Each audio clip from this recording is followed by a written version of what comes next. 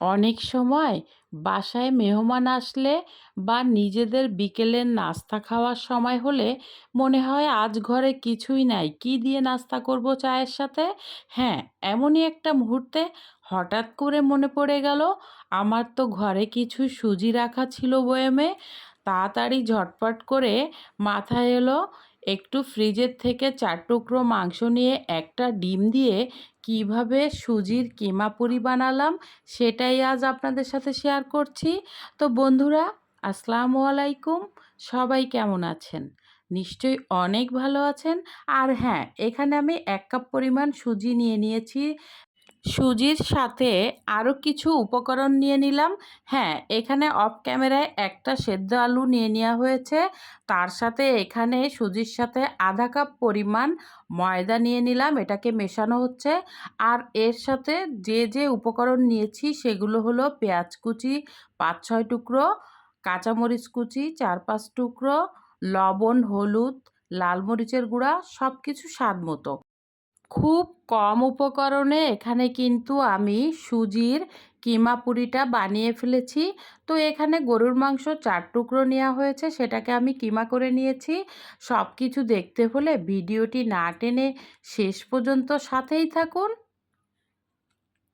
দেখতেই পাচ্ছেন এখানে কিন্তু আমি ময়দা হাফ কাপ, 1 কাপ পরিমাণ সুজি ভালোভাবে পরিমাণ মতো পানি দিয়ে একটু মুথে নিলাম। এটাকে ভালোভাবে ডো তৈরি করলাম। এটা ভালোভাবে কিছুক্ষণের জন্য রেস্টে রাখা হলো 10 মিনিটের মতো। এদিকে আমি অফ ক্যামেরায় সেদ্ধ করা আলুটা খোসা ছাড়িয়ে নিচ্ছি, আর এটা গ্রেটার দিয়ে আমি টুকরো করে নেব। আর এখানে আমি কিমা করে নিয়েছি কাঁচা 4 টুকরো গরুর মাংস। আর সেই সাথে এখানে একটু পানি দিয়ে, হলুদ দিয়ে, লবণ দিয়ে এটাকে একটু ভাপিয়ে নেওয়া হচ্ছে। তো দেখতে থাকুন। এদিকে আমি একটা ফ্রাই প্যানে তেল দিয়ে, তেলটা একটু গরম হলে পেঁয়াজ কুচিগুলো ঢেলে দিয়েছি। এটাকে ভালোভাবে একটু আধা ভাজা করে, ঠিক বেশি কড়া করা যাবে না, একটু নরম থাকতেই আমি সব মশলাগুলো দিয়ে দেব। তো দেখতে হলে, সব কিছু জানতে হলে ভিডিওটির সাথেই কিন্তু থাকতে হবে। আর হ্যাঁ, কিমা করা মাংসটা এখন কিন্তু আমি দিয়ে দিয়েছি। আর এখানে যে 4-5 টুকরো কাঁচামরিচের কুচি ছিল ওটাকেও দিয়ে দিলাম। আর আলুটাকে আমি গ্রেটারের সাহায্যে একটু মেশ করে নিয়েছি। এটা হাতে মেশ করলেও হবে। আর এখানে পরিমাণ মতো 1 চামচ হলুদের গুঁড়ো দিয়ে দেওয়া হচ্ছে। আর স্বাদ মতো 2 চামচ লাল মরিচের গুঁড়ো দেয়া হলো। আর হ্যাঁ, যারা এখানে ঝাল বেশি খাবেন তারা কিন্তু অবশ্যই ঝালের পরিমাণটা আপনাদের স্বাদ মতো দিয়ে নেবেন। আর এখানে আমি কিন্তু সব মশলাগুলো এখন ভালোভাবে নেড়ে চেড়ে এটাকে একটু সময় রান্না করে নেব তেলের উপরে। তো দেখুন এখানে কিন্তু 1 চামচ আদা, 1 চামচ রসুন পেস্ট দিয়ে দেওয়া হলো। এখন আমি এখানে 2 টেবিল চামচের মতো টমেটো কেচাপ দিয়ে দিলাম। এটাকে ভালোভাবে মিলিয়ে আমি কিন্তু কিছু সময় ভাজা ভাজা করে নেব। আর হ্যাঁ বন্ধুরা, এখানে কিন্তু খুব বেশি কড়া ভাজা করা যাবে না, এটা কিন্তু আস্তে আস্তে লো টু মিডিয়াম আঁচে ভাজতে হবে। তো এখানে আমি মাঝখানে একটু তেল দিয়ে নিলাম। এখন একটা ডিম ফেটানো আছে, এটাকে আমি দিয়ে দিলাম। 10 মিনিট এই ডিমটা দেওয়ার পরে এটাকে আবারও বেশ কিছু সময় নেড়ে চেড়ে মশলার সঙ্গে মিশিয়ে দিচ্ছি। তো দেখতে থাকুন।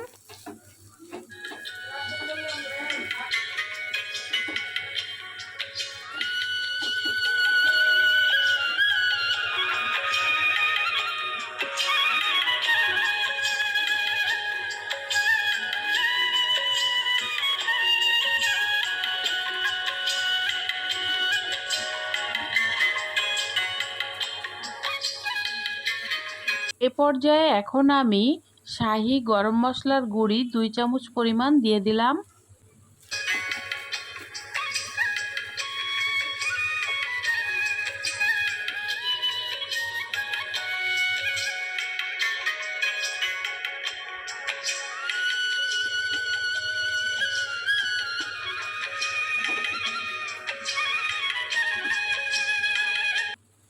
আমার পুরীর কিমাটা কিন্তু রেডি হয়ে গিয়েছে। এখন আমি এটাকে নামিয়ে ফেললাম, একটা পিসে রাখলাম। আর এখানে কিন্তু আমি ময়দা যে ময়ন করে রেখেছিলাম কিছু সময়ের জন্য, সেটাকে একটু দেখলাম, এটা একদম নরম হয়ে গিয়েছে, খুবই সুন্দর হয়েছে ফুলে। আর দেখুন এখানে কিন্তু আমি হাতের সাহায্যে এখন গোল গোল করে এটাকে পুরি বানিয়ে ফেলবো। আর এই যে কিমাটা রান্না করা হয়েছে এটাকে কিন্তু ওর ভেতরে দিয়ে দেব। তো দেখতে থাকুন।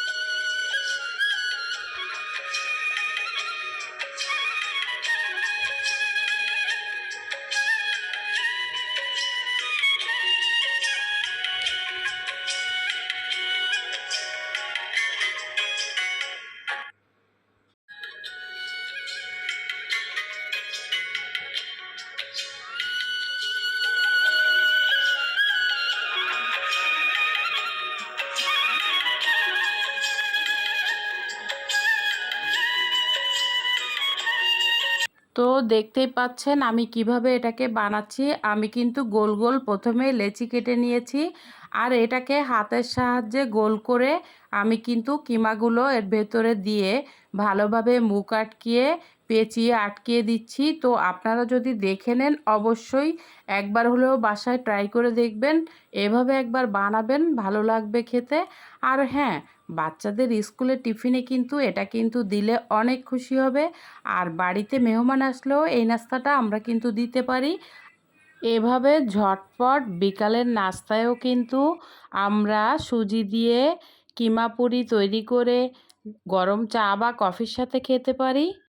যদি আপনাদের ভালো লাগে বাসায় একবার তৈরি করে দেখতে পারেন।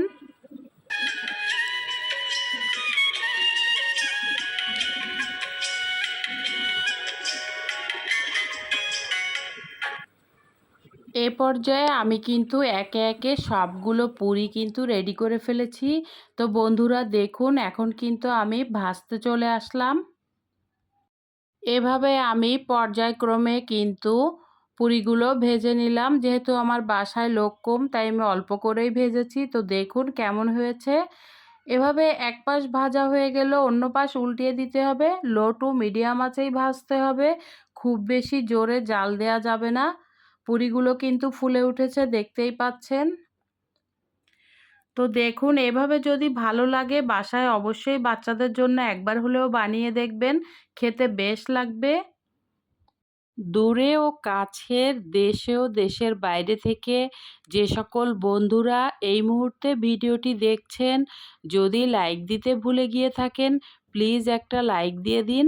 আপনার একটা লাইক কিন্তু আমাকে আরও উৎসাহ বাড়িয়ে দিবে। আপনার লাইকটাই কিন্তু আরও 10টা বন্ধুর সামনে নিয়ে যাবে।